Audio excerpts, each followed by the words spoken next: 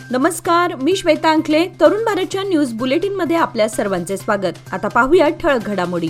कर्नाटक, महाराष्ट्र, गोवा, आंध्र प्रदेश, तामिळनाडू यासह देशभरातील अनेक भाविकांचे श्रद्धास्थान असणाऱ्या बेळगाव जिल्ह्यातील सौंदत्ती येथील श्री रेणुका देवस्थानात कोट्यवधी भाविक दर्शनासाठी येतात.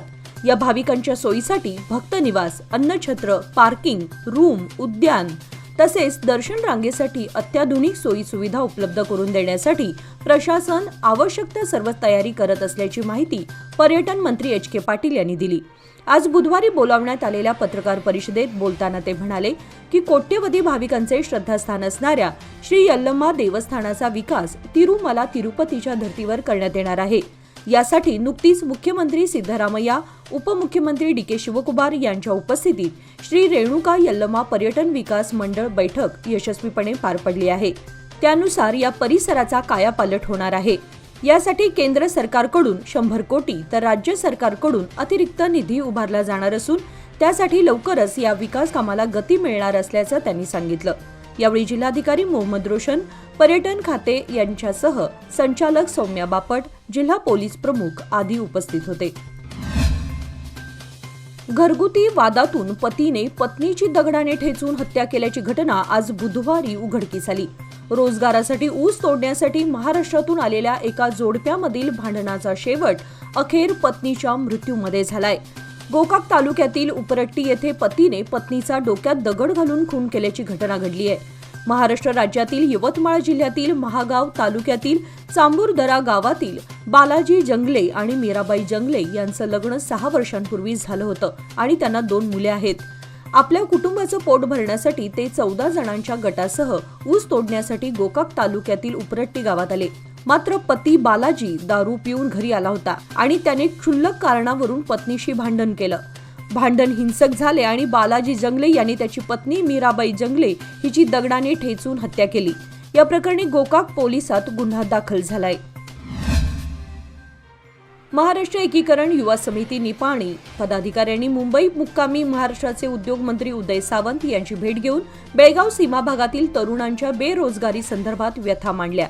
त्याचबरोबर बेळगाव सीमा भागात रोजगार मेळावा आयोजित करून बेळगाव सीमा भागातील तरुणांना महाराष्ट्र सरकारने रोजगाराच्या संधी उपलब्ध करून द्याव्यात अशी मागणी केली. त्यावेळी उदय सामंत यांनी बेळगाव सीमा भागातील बेरोजगार तरुणांसाठी रोजगार मेळावा घेण्याचे आश्वासन दिले आहे. उदय सामंत यांच्यासमोर सादर करण्यात आलेल्या निवेदनात महाराष्ट्र कर्नाटक सीमा खटला 2004 पासून प्रलंबित असल्याने येथील तरुण वर्ग बेरोजगारात होरपळतोय.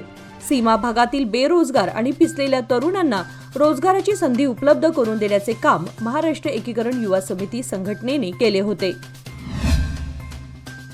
पंतप्रधान नरेंद्र मोदी प्रयागराजच्या दौऱ्यावर असून ते कुंभमेळ्यामध्ये सहभागी झाले. यावेळी त्यांनी त्रिवेणी संगमावर गंगा स्नान केले. जवळपास अर्धा तास मोदींनी गंगा आरती करत गंगा नदीला वंदन केले. दिल्ली विधानसभा निवडणुकीसाठी आज मतदान होत आहे. निवडणूक मतदानाच्या दिवसांचा मुहूर्त साधून पंतप्रधान नरेंद्र मोदी यांनी कुंभमेळ्यामध्ये सहभागी होण्याचा निर्णय घेतला. या दौऱ्यासाठी ते सकाळी प्रयागराज एअरपोर्टवर दाखल झाले. प्रयागराजहून ते अरैल घाटावर दाखल झाले. त्यानंतर त्यांनी बोटीने प्रवास करत त्रिवेणी संगमवर दाखल झाले. या ठिकाणी त्यांनी गंगा नदीमध्ये स्नान करत अर्धा तास पूजा केली. महाकुंभ सुरू झाल्यानंतर पीएम मोदींचा हा पहिलाच प्रयागराज दौरा आहे. पीएम मोदींच्या या दौऱ्याच्या पार्श्वभूमीवर प्रयागराजमध्ये कडक सुरक्षा व्यवस्था तैनात करण्यात आली आहे.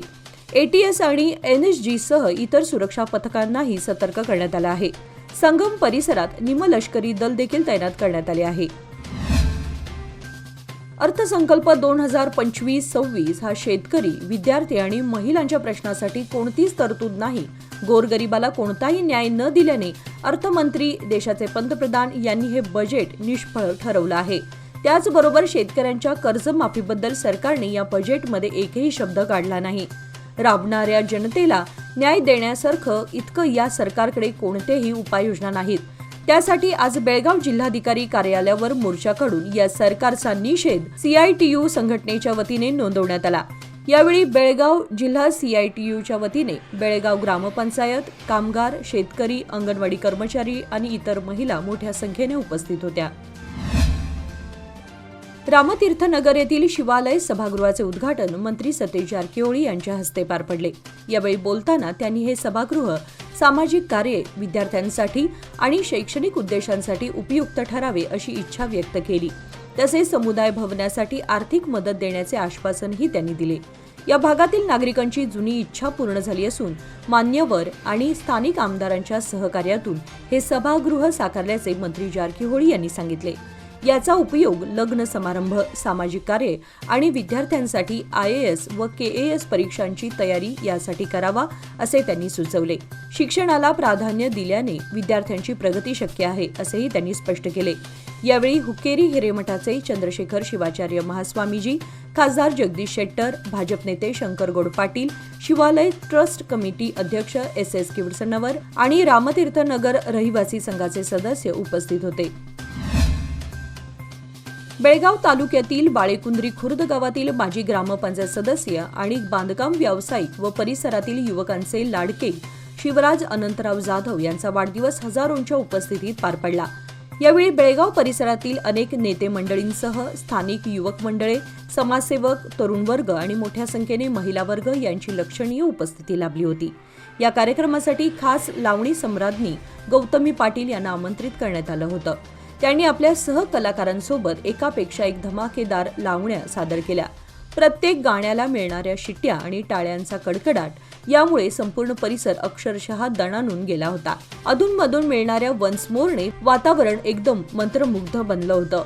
या कार्यक्रमाचे संपूर्ण लाईव्ह चित्रीकरण तरुण भारत न्यूज या YouTube चॅनेलद्वारे थेट प्रक्षेपित करण्यात आल्यानं नागरिकांना घर बसल्या हा कार्यक्रम पाहता आला। त्यामुळे जाधव कुटुंबियांच्या वतीने तरुण भारत डिजिटल मीडियाचे आभार मानण्यात आले। हलगा येथे मंगळवारी हजारो भाविकांच्या उपस्थितीत महालक्ष्मी देवीच्या मूर्ती रंगरंगोटी कार्याचा शुभारंभ करण्यात आला। यावेळी देवीचा जयघोष करण्यात येत होता। गावामध्ये 18 ते 26 मार्चपर्यंत श्री महालक्ष्मी देवीची यात्रा साजरी करण्यात येणार आहे। त्यानिमित्त गावामध्ये विविध धार्मिक विधी करून महालक्ष्मी देवीच्या मूर्तीला रंगरंगोटी कार्याचा शुभारंभ करण्यात आला। त्यानिमित्त सकाळी 7 वाजता मरगाई मंदिर परिसरात सर्व महिला मंगल कलश घेऊन उपस्थित होत्या। तसेच गावातील सर्व भाविक मोठ्या संख्येने उपस्थित होते। देवस्थान पंच समितीचे अध्यक्ष धाकलू बेळगोजी यांच्या हस्ते मरगाई मातेचे पूजन करून आरती करण्यात आली। त्यानंतर कलश मिरवणुकीला वाजत गाजत सुरुवात करण्यात आली। यावेळी देवस्थान पंच समिती व महालक्ष्मी यात्रा समितीचे सदस्य व ग्रामस्थ उपस्थित होते। वडगाव येथील तलावांचा शेतकरी आपल्या जनावरांसाठी वापर करत असल्यामुळे त्यांना कोणताही त्रास होणार नाही याकडे लक्ष देत तलावाचा विकास करावा या वडगाव येथील शेतकऱ्यांनी केलेल्या मागणीची तात्काळ दखल घेण्यात आली असून महापालिकेच्या वरिष्ठ अधिकारी लक्ष्मी निपाणीकर यांनी आज बुधवारी संबंधित तलावांना भेट देऊन पाहणी केली आणि शेतकऱ्यांच्या समस्या जाणून घेतल्या। यावेळी माजी नगरसेवक मनोहर हलगेकर यांनी वडगाव भागातील शेतकऱ्यांची बाजू मांडताना सांगितले की येथील शेतकरी गेल्या अनेक वर्षांपासून स्थानिक तलावातील पाण्याचा आपल्या गायी, म्हशी वगैरे जनावरांना पिण्यासाठी आणि त्यांना धुण्यासाठी वापर करतात। वडगाव परिसरात पाळीव जनावरांची संख्या मोठ्या प्रमाणात आहे। बेळगाव महानगरपालिकेचे आयुक्त शुभा बी यांनी खासबाग येथील बेघर निवारा केंद्राची पाहणी केली। यावेळी त्यांनी अधिकाऱ्यांना विविध सूचना केल्या। महापालिकेने खासबाग येथे बेघरांसाठी निवारा केंद्र उभारलं आहे। या निवारा केंद्रामध्ये असलेल्या बेघर लाभार्थ्यांशी आयुक्तांनी चर्चा केली। कोणत्या कारणांमुळे आपण या ठिकाणी आला आहात अशी विचारणा त्यांनी केली। आता केंद्रामध्ये उपलब्ध असलेल्या सुविधा मिळवा, तुम्ही रोजगार मिळवून घरी जाऊ शकता, घरच्या लोकांशी एकरूप होऊ शकता, तुम्हाला रोजगार मिळवून देण्यासाठी आपण प्रयत्न करू अशी ग्वाही त्यांनी दिली। शेवटी त्यांनी केंद्राच्या स्वच्छतेबद्दल आणि अन्न पुरवठ्याबद्दल कौतुक व्यक्त केले। उत्तर कर्नाटक कच्छ कडवा पाटीदार सनातन समाज यांच्या वतीने समाजातील विवाह इच्छुक उपवर आणि वधूंचा सामूहिक विवाह सोहळा पार पडला। यंदाचे त्यांचे हे 16वे वर्ष होते। ऑटोनगर येथील KH सभाभवन येथे रविवार दिनांक 2 फेब्रुवारी रोजी हा सामूहिक विवाह सोहळा आयोजित करण्यात आला होता। दरम्यान 9 नूतन जोडप्यांना यावेळी प्रत्येकी 1,25,000 रुपयांची भेट देण्यात आली। यावेळी बेळगाव उत्तरचे माजी आमदार अनिल बेनके तसेच केंद्रीय समाजाचे अध्यक्ष गोपालभाई भावानी यांची खास उपस्थिती लाभली। याप्रसंगी उत्तर कर्नाटक कच्छ कडवा पाटीदार समाजाचे अध्यक्ष रतनसिंहभाई हलपाणी, मंत्री हिम्मतभाई बादानी, आयोजन समितीचे अध्यक्ष जेठाबाई पोकार, महामंत्री जवेरीलाल दिवाणी, युवा मंडळाचे अध्यक्ष महेंद्र दिवाणी, महामंत्री अरुण दिवाणी, महिला मंडळाच्या अध्यक्षा लताबेन पोकार, मंत्री हिनाबेन चांखला यांच्या मार्गदर्शनाखाली याचे आयोजन करण्यात आले होते. या प्रसंगी समाज बांधव मोठ्या संख्येने उपस्थित होते. सामूहिक विवाह सोहळा आयोजित करण्याचा उद्देश हा केवळ वेळ आणि पैसा वाचवणे हा होता. दिल्ली विधानसभेच्या 70 जागांसाठी आज बुधवारी सकाळपासून मतदान सुरू झाले आहे. दुपारी 3 वाजेपर्यंत सरासरी 46.55% मतदान झाले होते. आतापर्यंत मुस्तफाबाद संघामध्ये 57% तर करावल नगर संघामध्ये 52% मतदान झाले आहे. दरम्यान जंगपुरा मतदारसंघात एका ठिकाणी पैसे वाटण्याच्या आरोपावरून आम आदमीच्या नेत्यांनी पोलिसांना धारेवर धरले. याच पद्धतीने उत्तर प्रदेशच्या मिल्कीपूर विधानसभा मतदारसंघात पोटनिवडणुकीसाठी मतदान सुरू आहे. या ठिकाणीही दुपारी 3 वाजेपर्यंत 57% मतदान झाले आहे. एका ठिकाणी बुरखाधारी मुस्लिम महिलांनी मतदानाच्या वेळी अडचण निर्माण करण्याचा आरोप केला आहे.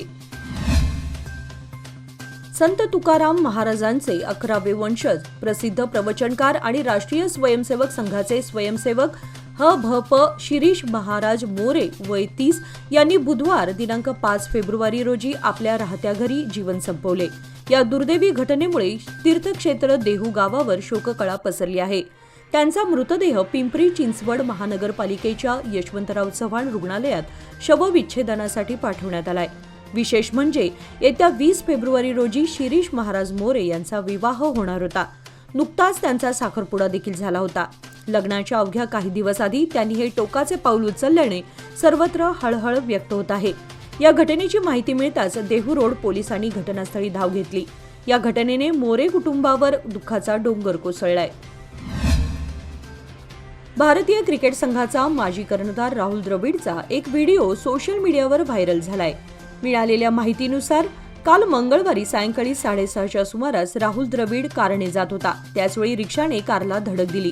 या संदर्भात कोणत्याही पोलीस ठाण्यामध्ये तक्रार दाखल झालेली नाही. पण बेंगळुरूतील हाय ग्राउंड्स वाहतूक पोलीस ठाणे हद्दीमध्ये ही घटना घडली आहे. राहुल द्रविड कारने इंडियन एक्सप्रेस सर्कलवरून हाय ग्राउंडकडे निघाला होता.